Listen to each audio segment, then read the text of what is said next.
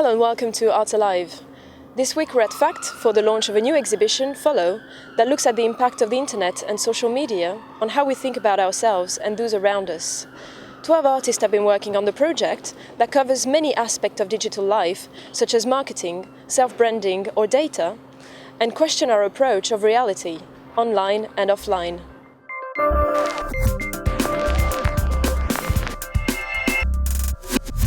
So, Leslie, can you tell us a little bit about the exhibition Follow? Okay, so Follow at FACT is curated by myself and Amy Jones. It's an exhibition that's looking at celebrity, identity, how we use social media, how the internet affects our life, how marketing and advertising, particularly on the internet, affects our sense of self, our identity, and how we think about other people. And so you've got plenty of different concepts here. You're talking a lot about the fact of being famous, and a lot of artists are working around that. Is everyone famous today? The fact of being online doesn't mean being famous, or just accessible? I think that's one of the things that a lot of people are talking about. They're talking about what constitutes as fame, and whereas it used to be like a select few people, it was associated with red carpet, it was associated with cliquiness, it was associated with film stars, whatever. I think there's definitely been a rise in what is considered, a fame-making activity. So even from like reality TV, which is a relatively new phenomenon in the last 10, 15 years, and then it's totally natural that social media has then even increased that even more. So it's like you make something that a lot of people want to see, you're then famous, but how long does it last for? It's very like an Andy Warhol kind of vibe, that 15 minutes of fame, but it's more like 15 seconds now because people are so used to it and they consume it. So it's a lot to do, I think, with attention span and how people see each other online. So I think you assume a lot about people, and it kind of makes it quite disposable because you don't see them as real people, or whatever you see an avatar, you see the surface, and so when you there's no getting behind that, it's that and there's nothing else. Yeah, and not so long ago, a few weeks ago, there was this girl on Instagram or on Twitter who was crying and saying, this is not the real life. We've been talking a lot about this idea of reality and authenticity as well. I think that's what you wanted to work on. Yeah, Amy wrote an amazing article for the Double Negative last week about that very event, about her leaving Instagram, and it is thinking about how that is another kind of social media. I'm not going to say ploy because I don't think it's malicious. I think it's what she wanted to do, and she genuinely felt beleaguered and attacked by the way she was perceived and the way that people went back at her on social media. So I think that her removing herself but then being like, oh, I need your help to be able to live a real life, I think it's just another, as Amy said, another platform. It's just another way of living out what you are saying is an authentic, is a real life, but then that kind of insinuates that a life that you also live out online isn't real, whereas myself nor my co-curator think that online is less important than offline, and particularly now when our lives are mitigated and mediated by screens, phones, keyboards, even our language is changing. It's not necessarily the worst thing that people think it is. It's just an evolutionary process, and I think the problem is that the technology and our use of it is advancing before people understand what it does to them. And I think that things like this, exhibitions like this, teaching people how to use these things and kind of what lies underneath things like Twitter, Facebook, what lies behind targeted advertising, marketing, letting people know that is super important. So a big part of the show isn't saying it's negative, it's positive, it's analysing it, it's a bit of an experiment. It's also trying to teach people how to use those tools. Because it feels like a little bit like we're all dependent. I'm looking at this other installation that we're going to look after, this big balloon inflatable sculpture. And Hamlin's work. And it's just like we're dependent from this likes and follow, and that's the name of the exhibition, follow me. Yeah, exactly. So Antwork, it inflates whenever you like it or interact with it online, and it's looking to kind of replicate the feeling and that emotion that you get when you get interacted with online, because most people have some kind of a reaction to it, whether they are getting interacted with or not. Most people have a little flutter of joy when they get a retweet. They're like, how many likes have I got today? And they'll be like, oh, those photographs I put on Instagram are getting like more likes than the ones I usually put on Instagram. Maybe I'll take more photos like that. So that's quite interesting, particularly when we think about how that affects artistic production as well. Because if artists are using social media like everyone else, they're putting artworks up, and like more and more now, artwork is viewed through social media, like rather than actually people going to the gallery. And so that is having a direct input into what work they're making. So like not all artists, but definitely some will definitely react to that real-time feedback. Yeah, it's a bit like commissions in some way the people following. Some people do that so that they follow more. Exactly, and I think that is true of artists, it's true of how we use it in every day as well. You actively curate your timeline, your identity, your avatar, your profile picture in response to other people, like most people do. And it's kind of a natural thing because you're setting up almost like a marketing store for yourself, because like social media is a marketing tool. So we are now the brand, the product, and the marketing team of ourselves. Yeah. Exactly. Just quickly, the exhibition, I mean, obviously it's about social media. It's not just for young people, I mean, because you could think that it's targeted just for young people who are I mean, it's not at all, and there is a lot of that. There's a lot of stuff we're thinking about: youth culture, popular culture. Like myself and Amy aren't the youngest people in the world, so there's stuff that we are definitely thinking about production, about authenticity, about reality, about identity. But there's also there's a lot broader scope. So thinking about marketing and advertising and how that impacts you and how that's changed. There's a really big public program that helps explore all these ideas. If you aren't a social media user, if you're what the marketing team have been calling a social media skeptic, there is going to be a program of activity to show you that social media can be useful and that you can use the internet and engage with the internet in a useful way for you. Not like, oh, I'm going to do what everyone else is doing, that you can now do things to make your life easier. And so, and we've got a glossary in the resource space as well, so that people can start to break down what is quite a hard language to get into, the language of the internet. There's workshops as well. Yeah. So workshops, there's a film program, there's activities that happen every week. Very good. Thank you very much, Leslie. No, thank you very much. So Joe, can you tell us your work? It's marketing and lifestyle. Can you tell us how you've worked on this? So it's my Instagram bio, which I've had now for since I started with Instagram, and it's basically comments on artists who use Instagram to promote themselves and the cliches involved in that. So it's kind of mocking it. Right. What do you mean by cliche?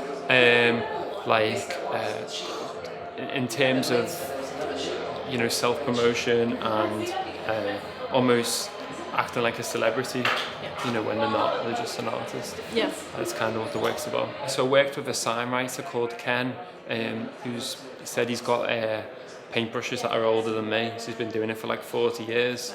And I left everything up to him, the style of the font and the colour, everything was decided by Ken. Very good, thank you very much. No, thank you.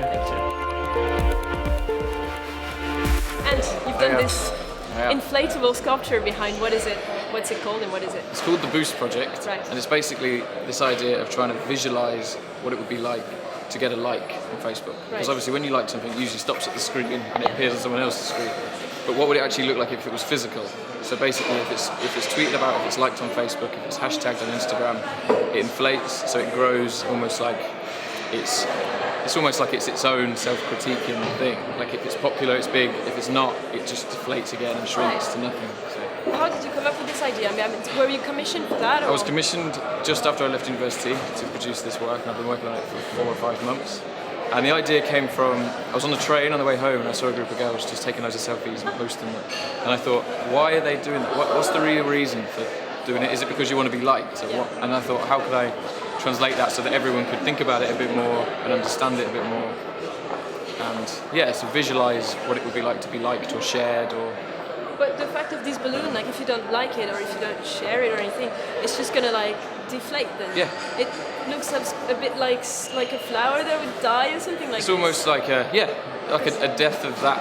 It's very in the now. It's what's happening at that moment. So if it's tweeted about in the next 10 minutes, if it's really, it'll be big, and then after that it will go. Because if you put something on Facebook and you get loads of likes, you're kind of really happy for a bit, and then you want more. You kind of deflate again. And then, so. Do you think? I mean, that sounds a lot like dependence. Like we're dependent to this kind of social media. I mean, it's not talking about everybody, but it's talking about a lot of people. I think a lot of people are really dependent on. They put something on because they feel that they've done it so much, and they only really feel happy in their online self when people are liking it. But then it poses the question: does it matter who likes it? Because if it's your friends, does it matter? If it's a bot, does it matter? Is a like a like? So that's why people buy followers. It's why because they just want that feeling of. What are you expecting with that? Do you think it's gonna like blow up? Do you hope that it's gonna? I hope it doesn't blow up. But if it did, it'd be kind of cool, you know. Yeah. But no, the idea is just to say when it's at its biggest, it's like, wow, this is good. This is at the peak of how you feel when you're being tweeted about, when you're being followed. You feel good, and then when it's really low and not very good, I want people to feel sympathetic towards it, almost like, oh, he didn't get any likes. Oh. But in some ways, it's also for you as an artist. But it's an ego boost for me. Yeah. If it's big, it's like, oh, people are doing it. So in a way, it's a piece within itself. It makes me feel better if it's bigger. And it makes that look better if it's bigger. So, yeah. Very good. Thank you very much, Hans. It's all right. You can explore Follow exhibition at FACT until the 21st of February 2016. Next on Art Alive, we join John Hughes for another 10-minute date, this week about pop art with artwork from Pauline Botti.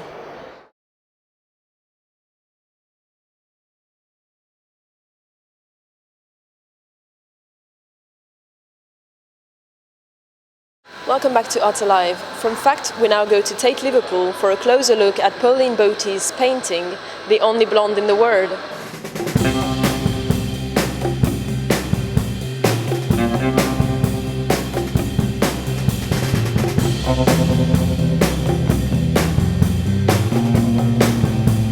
When they think about pop art, a lot of people think about American pop art, Andy Warhol most famously, or they might think about Lichtenstein's comic book paintings. It's worth remembering that pop art might have actually started in Britain long before American pop art. There was a group of artists called the Independent Group in the 1950s, and the guy who did these was a guy called Edoardo Paolozzi. And the group were already interested in the idea of blurring what we might think of as popular culture with high culture, things that we might think of as separately before then. And that's an idea that happens along later on in the 60s with pop art. I think also blurring the idea of what we might think of as graphic design and fine art. If you're studying art, people often say, oh, do you want to be a graphic designer or do you want to be a fine artist? Well, you can be both if you're a pop artist. And you can see that here with Paolozzi. There's even an early use of the word pop in this piece here, actually. And where does the word pop come from? Well, people say, well, look, is that the first use of the word pop? There's another piece by Patrick Hamilton. People often say, oh, that's the first use of the word pop. And there's also a story. There was a guy called Lawrence Alloway, who was also a member of this group, the Independent Group. And he was having a conversation with Peter Blake. Now, we've only got Peter Blake's word for this, but Peter Blake said that that Peter Blake and Lawrence Alloway were having a conversation, and Lawrence Alloway said, well, what do you want people to get from your artwork when they look at your artwork? And Peter Blake said, well, I want people to look at my artwork in the same way they listen to a pop record. And Lawrence Alloway said, oh, you mean a sort of pop art? And that's where the word was coined, pop art, Lawrence Alloway. So even the very beginnings was a very British sort of beginning. But of course, when you think about popular culture, that was also an American story. If you look here, there's an interest in American culture. So it also reflects how American culture was beginning to invade British culture, if that's the right way of putting it. Raise a crowd before a smile. Well, the other thing about pop art, of course, is that although we think of it as being very groovy and hip, and it is, because it's a lot of fun looking at pop art, but I think also it brings us back to subject matter. In some ways, it's quite traditional. It brings us back to portraiture. It brings us back to still life. Think of all those soup tins by Andy Warhol. And also, you can see here that the idea of collaging the world, we saw that with Paolozzi there, the idea of using images that already exist, kind of sampling the world, if you like, or like the artist as DJ. There are images that already exist, and I'm going to sample these images into a new sort of composition. The other and that's what I think Pauline Bote's done here, actually. I think the abstract parts of this picture could be based on collage, as well as the figurative part of this picture as well. Indeed, you could actually imagine Pauline Bote looking at a collage that she's made with coloured paper and a little teared out kind of photo of Marilyn Monroe, looking at this collage and then painting and a kind of oil on paint version of it there. The other thing about Marilyn Monroe, though, of course, is there's the more famous image of Marilyn Monroe by Andy Warhol, which he did in 1962. She's done this one in 1963. And I think it's worth comparing the two because this obviously is lesser known than Andy Warhol, but quite interesting for a lot of other reasons. First of all, as Marilyn dies in 1962, originally, Andy Warhol's Marilyn diptych was a response to the death of Marilyn Monroe. This was done in 1963, so both artists here are aware of her death. But the interesting thing about it, again, if we think about artists bringing us back to traditional subject matter and a traditional way of making a painting, what art has always done is depicted the things and the people that we worship, so gods and goddesses, kings and queens, lords and ladies, the aristocracy. Celebrity is something that we worship in our day and age, as well as consumer items. So pop art brings us again back to something traditional, bringing us back to things that we think of, people that we think of as special and different and more powerful, or even more god or godlike. Marilyn, you might even think of as a kind of goddess, as a Venus-like goddess. She was, the fact that she died so young, we'll never see her as old. We will only ever see her as this young, beautiful kind of sex symbol, if we can put it that way. It's interesting, though, as well, that both Andy Warhol and Pauline Bote, they both looked at photographs, black and white photographs originally. Andy Warhol's picture was a publicity photo for the film Niagara, and he honed in on it as well. So it was a bigger photograph that he honed in, so it's like a cropped section of a larger picture. In a similar way, and he made it colourful as well. It was a black and white picture that became colourful. In a similar way, this picture of Marilyn, again, was originally a black and white picture. This is actually the final scene of Some Like It Hot. And if you've seen Some Like It Hot with Jack Lemmon and Tony Curtis, at the end she runs towards a boat at the end. And if you've seen that film as well, you'll know that it's a black and white movie directed by Billy Wilder. But again, we've got a colourful version, so it's like pop art needs its colour even when dealing with black and white photographs. But again, she's honed in on it as well. She's kind of closed it in. It's like a cropped section of a larger black and white picture. So there are lots of similarities between this picture and the Andy Warhol picture. The big difference, of course, between Pauline Bote's depiction of Marilyn and Andy Warhol's depiction of Marilyn is that Pauline Bote is a woman.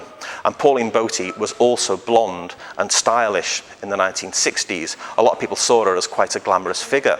So there's not just this similarity between Andy Warhol and Pauline Bote in the subject matter. We can think of the similarities between Pauline Bote and Marilyn Monroe. You could even look at this as a self-portrait. It's called The Only Blonde in the World. Pauline Bote was often not taken seriously as an artist precisely because she was blonde and beautiful and stylish. She was also a dancer. Some people watching this might remember a program called Ready, Steady, Go, full of pop stars and people dancing around. So she was an extra, a kind of dancer in the studio. And there's another painting that she's done which has got 5, 4, 3, 2, 1 written on it, which was the theme music at one point for this TV program. She was an actor as well. She was appearing in a lot of the 60s sort of plays. The emergence of things like the Wednesday Play and Play for Today and all that emergence of 60s playwrights. She was very aware of the literary scene as well as the art scene at the time as well. But again, sometimes people not taking her particularly seriously because she's an actress, as they would call it. But she ploughed on doing her art, and she would also have felt like isolated. I think that's what this painting does. It kind of isolates Marilyn as this lonely sort of figure.